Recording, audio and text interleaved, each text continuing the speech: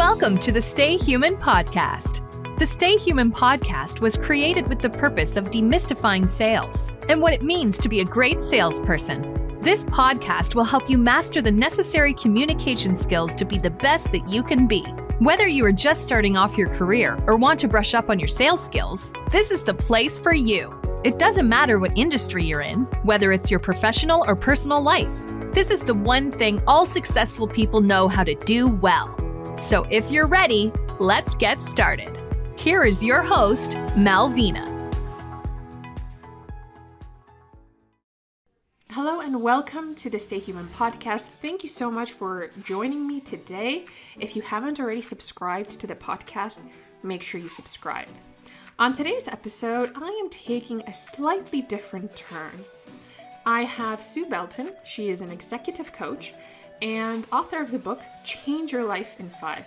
It's a beautiful book, beautifully written, beautifully formatted, wonderful examples and exercises for any of us to do.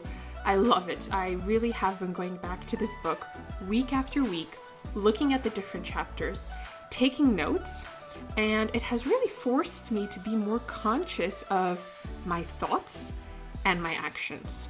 So in today's episode, Sue joins me to talk about her book, Change Your Life in 5, and we look at some of the things, some of the elements that could potentially be hindering us, or things that maybe we need to identify. Sue gives us a lot of helpful tips and hints on this podcast.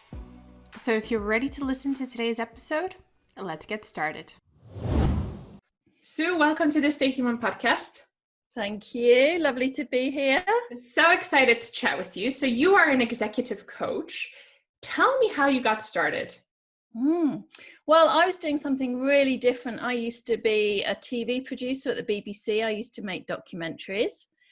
And what happened was I'd been unhappy, a bit dissatisfied, like most of my clients, for a couple of years. I didn't know why then, but things really came to a head when after I'd stayed, I had my daughter, Emily, who's wonderful, and I took a year off, and it was when I had a return to work, it was absolutely horrendous.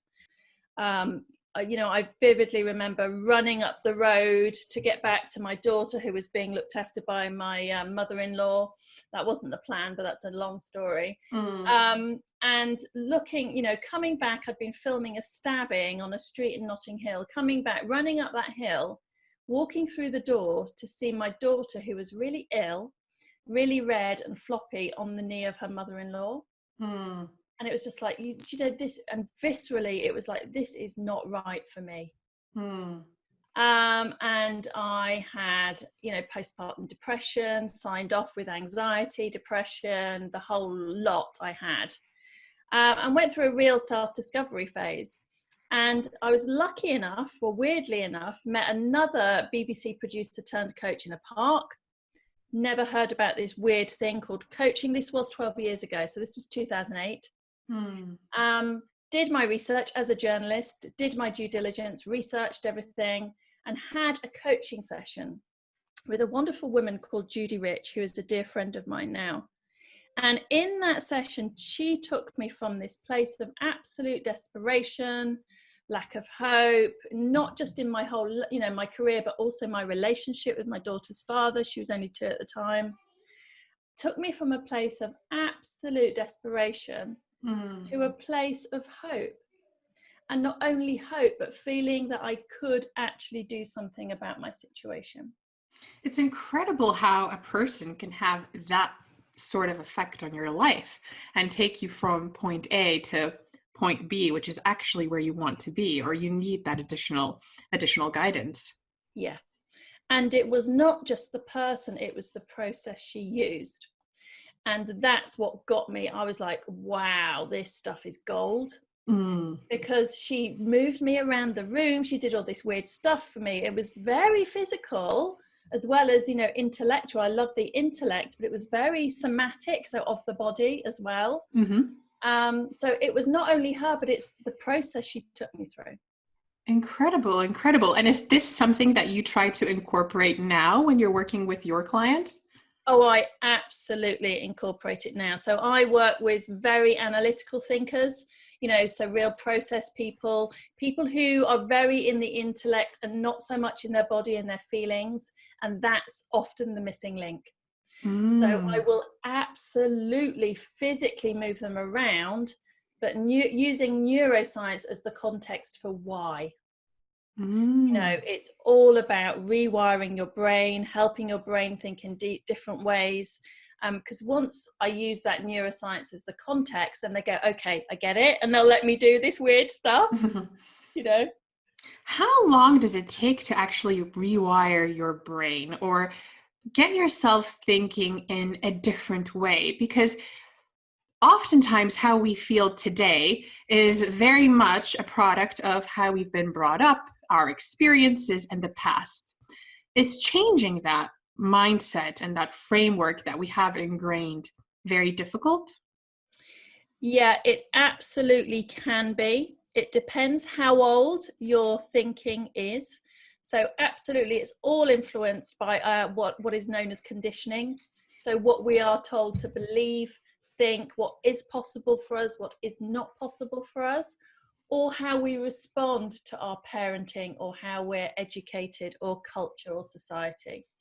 So depending on how old it is and how well ingrained will absolutely depend on how easy or difficult it is to change. But it is absolutely possible to do it. And when you work with clients, what are the things, is there a common thread in terms of the things that they're trying to achieve? Yeah, absolutely. So I have two main areas that I work on with clients. So my private clients, they're all super high achievers. They usually come to me when they're about 36 and they've achieved all their lives, and they're at a point, and they've been at a point weirdly for about 2 years, always 2 years, around the 2-year mark, of feeling dissatisfied, unfulfilled, not knowing what they want, and they're terrified because they can't solve it. Normally they can sort everything out, but they can't sort this out. So they're my private clients. And then my corporate clients, again, super high achievers, but they are also got this sense of dissatisfaction underneath the surface, but it's not what I'm hired to work with them on. I'm hired to work with them on their emotional intelligence, usually their people skills, their communication, their soft skills. How long does it take for you to achieve that transformation with your client? Is it a process that takes a few months, or is it something that people engage and they work with you for a period of 1 year, 2 years, or even more? I have a real mixture. So some people are super, super fast and will absolutely, so the private clients, it's all about getting them to that real clear vision of what will work for them, what is going to make them feel fulfilled, happy, with a roadmap and all of that. And I guarantee we can always do that in 6 months. That is guaranteed that they will get there in 6 months. But some of them then, because they're super intellectual and they're super high achievers, they then want to go on and do the next thing, the next bit, the next goal, shift this, challenge that way of thinking. So often those people will stay with me for a year or 2 years. Some clients I've got, on and off of like 4 years, because, we're all a work in progress. There's always something to be learned. Do you ever, or did you ever come across a client where they've had this vision of what they want to achieve, but they just didn't put the effort in to actually make it work? Because I'm thinking coaching is actually a two-way street. It's you on one side, but they actually have to put in all the work to make sure that all the changes come to fruition. Yeah, I have had that, and there's two things around that that's really important for me. So the first thing is to and I have constant supervision, is to notice when there is depression, because depression will stop someone being able to make the changes. So there is that, and I have had that, and that has, I've taken that to supervision, and then I've referred that client on. I've had that conversation, and I'm really comfortable having that conversation. The second piece is that I am really clear in all of my messaging. And when I have an initial conversation with a client, I'm super clear that working with me is not an easy ride. It's not. That it takes commitment, and that the session is about 20% of the work. The rest of the work is what happens in them embedding the new behavior or the thought or the way of being. Yeah. So you mentioned that people come to you when they're almost, at a crossroad in their lives where they've potentially achieved a lot, but now they're not quite sure which way their life should go. What are some other types of categories of people that you tend to work with? Well, with my private clients, that is the main category. The other one that's really pulling up and coming through is imposter syndrome. Because, and it's my story. It has been that of nearly every single one of my private clients. Well, definitely all of the female clients, private clients that I've had, and also female leadership clients. So imposter syndrome is the other big area that is coming through as the main issue. And that is the one that I wrote the new section on in my book because of this. Does it affect men and women alike? Or are women actually more susceptible to feeling imposter syndrome? Yeah, this is such a good question. I actually did a webinar last night to 89 women. And it was a women's group, Women in Film and Television, fantastic group. And they were all women. And 99% of them said they recognized when I went through my slides and information, they recognized it. Hey, they're self-selecting, they're on the call. But I do say, and people will disagree with me, studies show that it's men and women.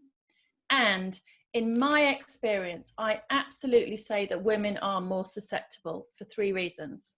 So firstly, it is to do with our conditioning. What we're told is or is not possible for us to achieve. Be ladylike, be quiet, let other people speak first. All of that old kind of ways of thinking. So hope, that is changing, thankfully. So it's the conditioning. The second thing is that, and this is a massive generalization, as women, we tend to internalize failures more than men. So we will, if something happens, we'll see it, which exacerbate, we'll see it, that's our screw up, rather than, that just happened, that's a skills gap I need to sort out. Imposter syndrome is exacerbated when you are a minority. So a lot of the leadership work that I do with women, they are a minority. And when you are a minority, you will feel more like a fake or a fraud because, hey, you're not like everyone else in the room. Interesting. Yeah. And the way that shows up typically is that they will be less likely to voice their opinion in that setting. So I have one client who is the only woman in the room, in the meeting room, senior management meeting. She is the only woman. So we've worked a lot with her, and the reality is she would get laughed out of the room when she did speak. So, there's a real thing going on there as well that exacerbates, because toxic environments do exacerbate imposter syndrome.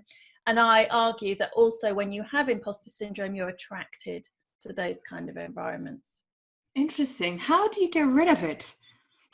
Well, yeah, good question. Well, I have a 5-step process that I work through with clients. So the first thing to get rid of it is to actually identify what's going on. So to actually go, oh, it's my imposter voice. So identify it and separate it out. And the other part to that is then replace that with a kinder voice. So, the kind of voice that you would use if a really good friend was saying to you, oh my God, I can't do this. I haven't got this, blah, blah, blah. So use that kind of voice to tell yourself, look, you are good enough. You do have the experience. Come on. So it's almost about giving yourself that pep talk as if you were talking to that best friend and giving them that real heartfelt advice. Absolutely.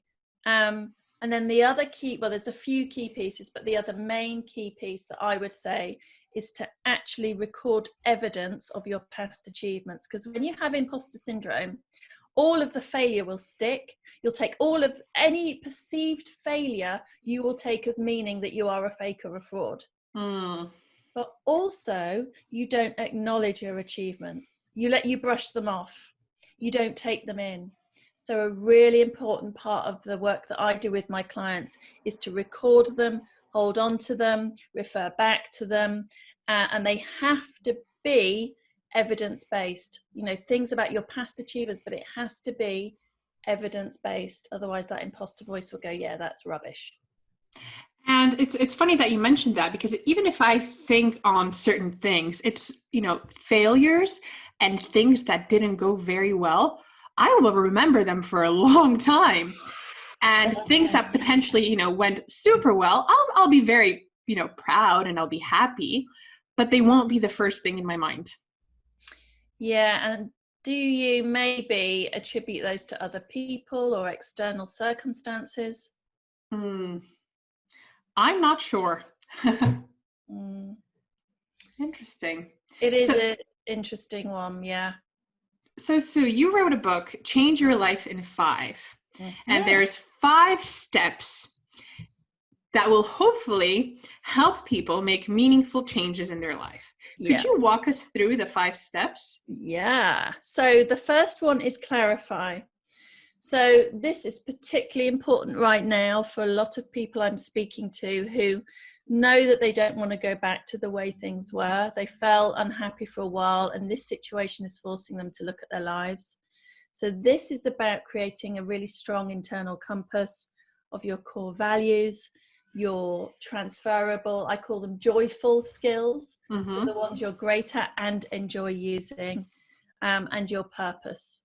So that's really and clarifying the vision, the picture of what you actually want and what will actually make you feel happy and fulfilled. And that's the tricky bit, because usually we have all of that conditioning that stops us doing that.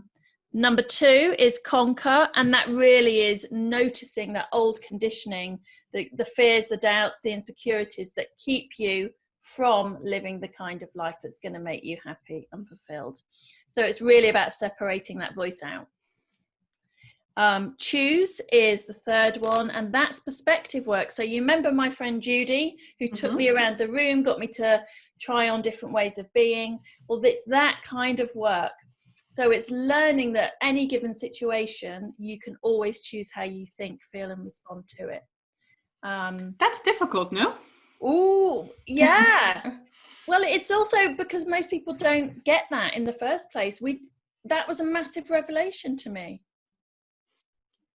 Because when something happens, or when you're in a particular situation, your reaction is almost the default. I'm happy, I'm annoyed. And it's an instinct that kicks in and you react.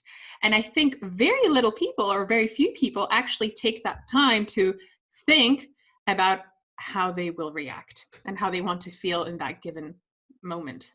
Yeah. And it's about making that unconscious be conscious. And when you do that, you then have a choice about what you do about it. Very tricky. I think that really requires everyone to slow down. And, we live in such a fast-paced world. Maybe now it's a little bit slower given everything that's happening. But generally, we do things very quickly. Yeah.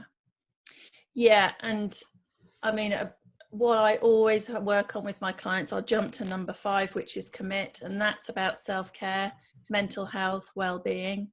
And I use a combination of mindfulness with neuroscience. And it is that about slowing down, in the moment, in the day, how you live your day is how you live your life. So it's really taking that time in the moment to slow down, but also creating those moments of nothingness where you just sit and be. What is the step that people struggle the most with? What is the one that always gets everyone? The one, it's the clarify. That's otherwise people wouldn't come to me. They'd be like, bang, yeah, I know, blah, blah, blah. It's the clarify with the conquer.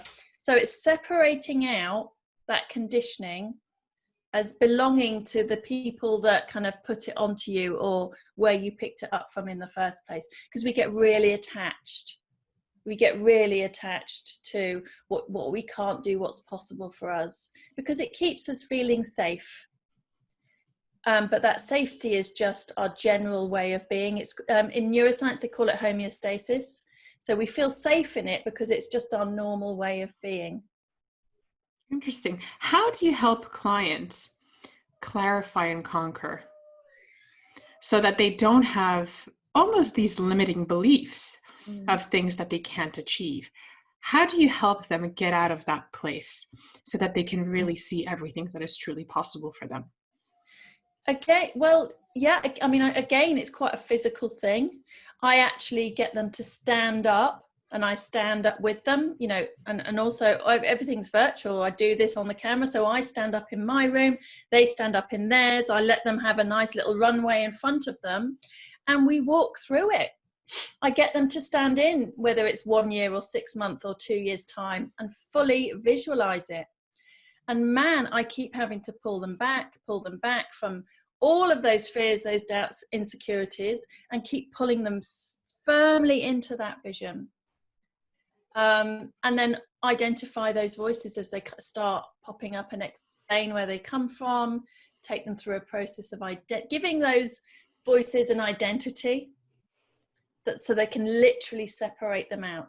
You know, you can have a bit of fun with that as well. You know, at one point I had a load of Catholic nuns in the room. You know, Catholic nuns were a bit of a theme at the time. They can be quite a lot of people's saboteurs. Yeah, you know, you can have fun with it, you know. Sue, one of the things you talk about in your book is this element of celebration and being able to celebrate. Is that current successes, future successes? Could you expand a little bit more on that?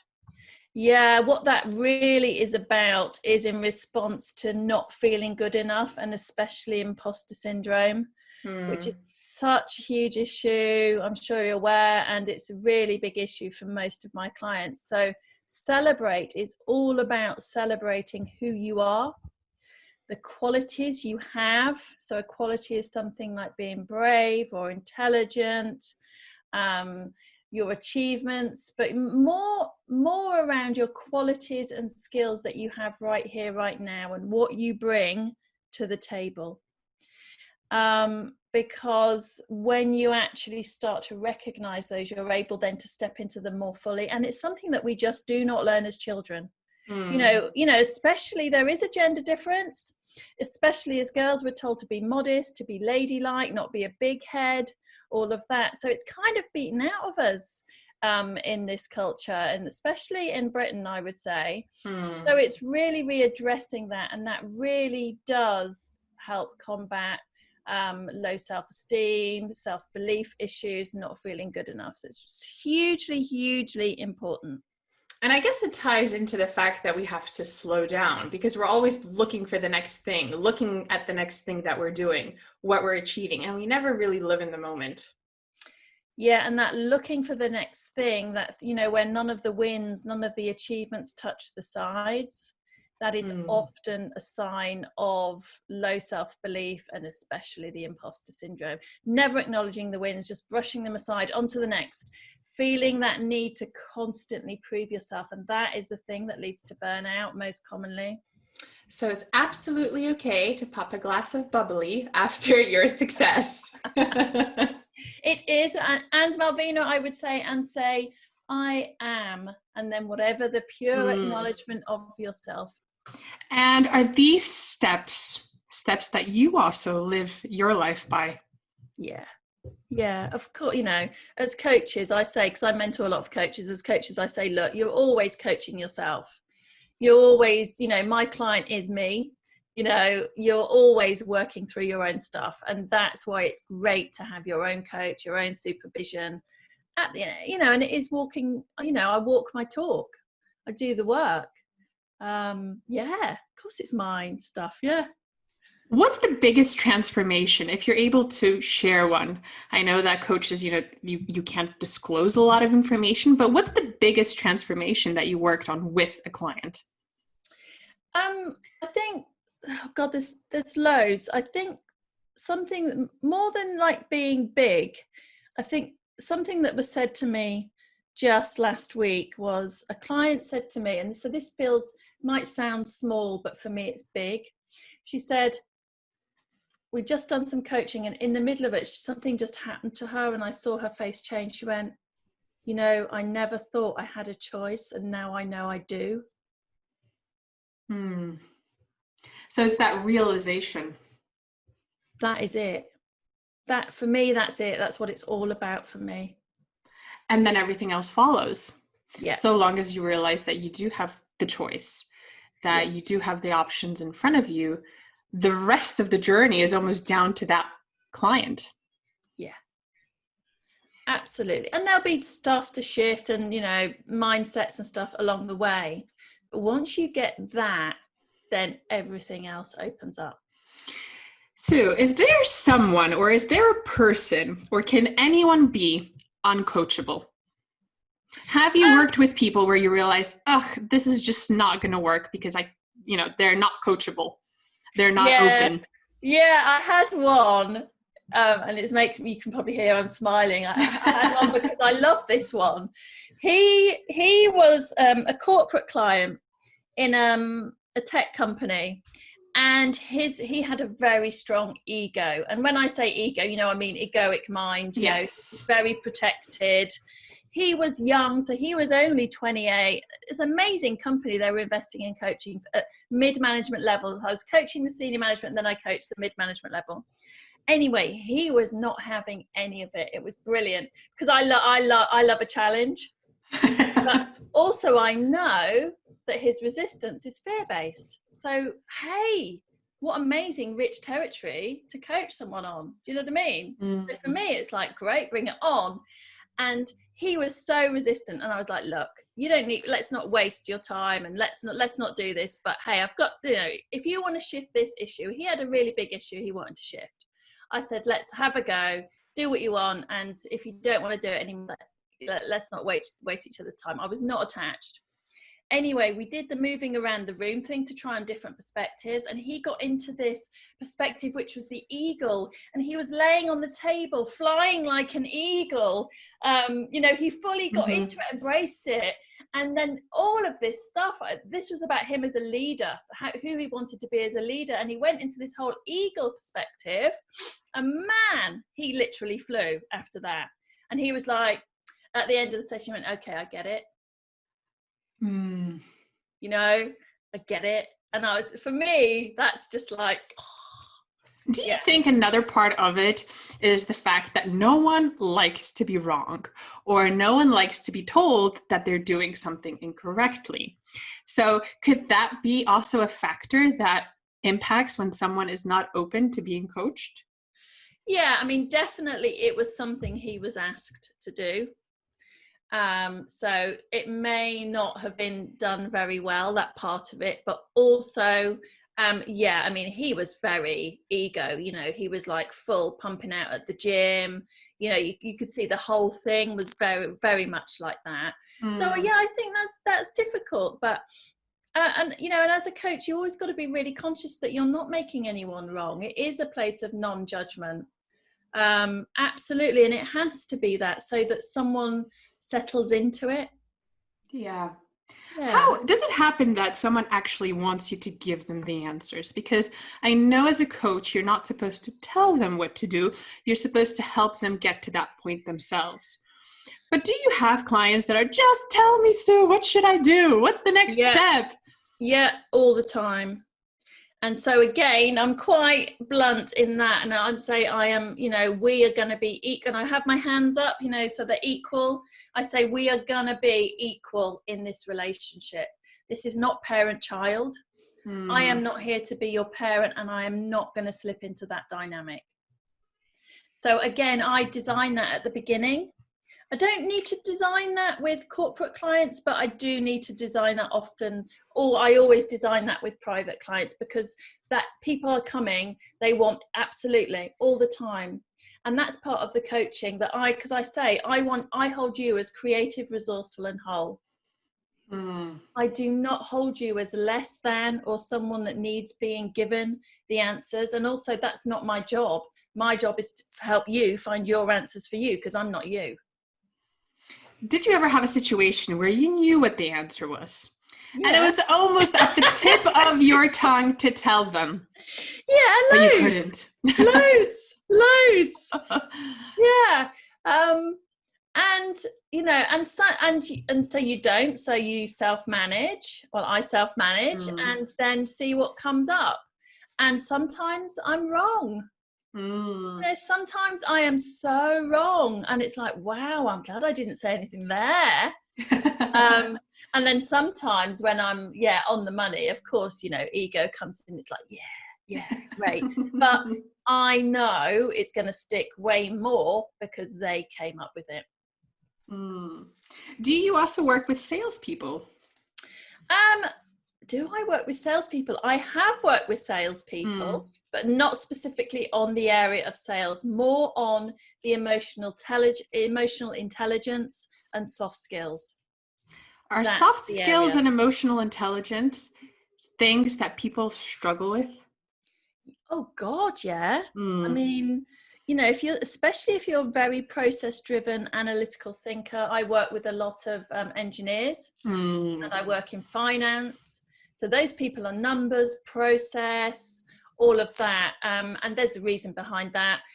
So that, you know, they have developed that part of their brain. Yeah. They have not developed the other side. Yeah. Interesting.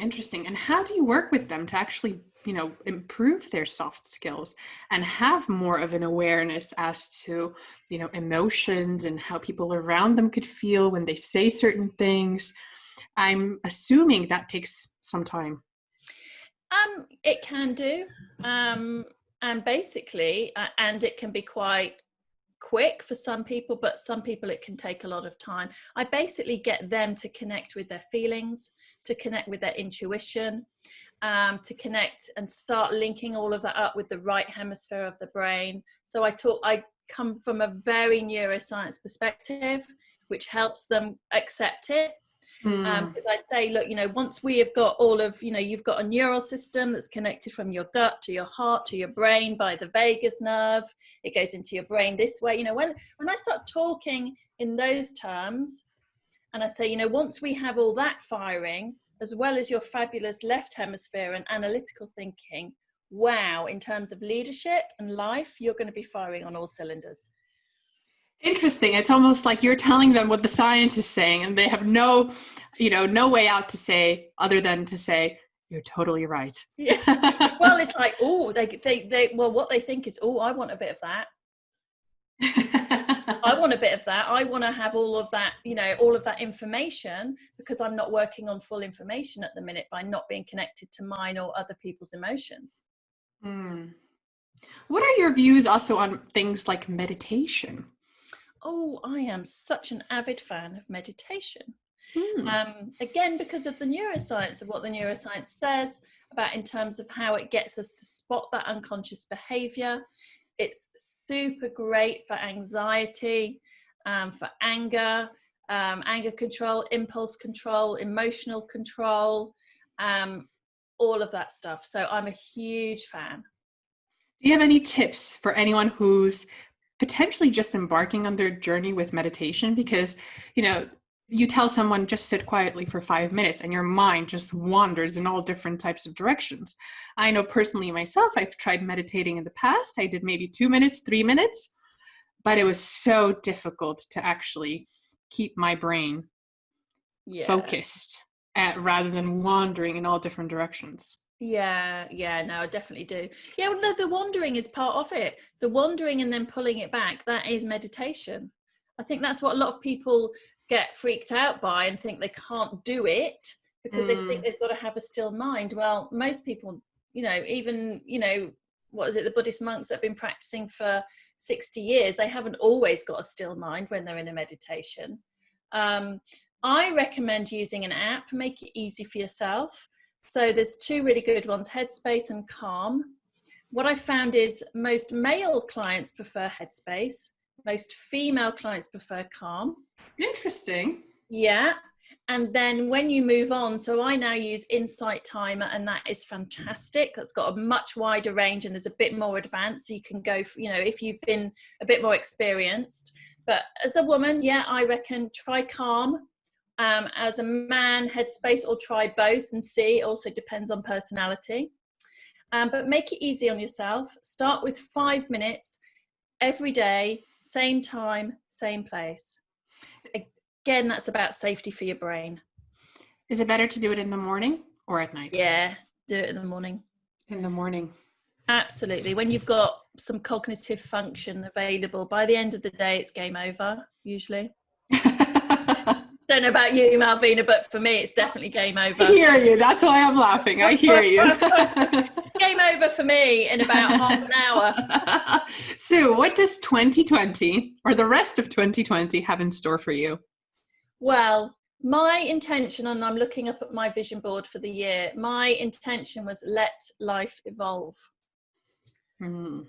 So, wow, look at what has evolved. So I would say I have absolutely no idea. And that's part of my intention, to not be so attached and so planned and so organized. Wow, it's really good hearing that from you. Because I think so many people think I have to have everything planned out. I have to know my next step. I have to know what I'm working on in the next, 2-3 months. So it's nice to hear that it's actually okay to let life roll and see what it brings.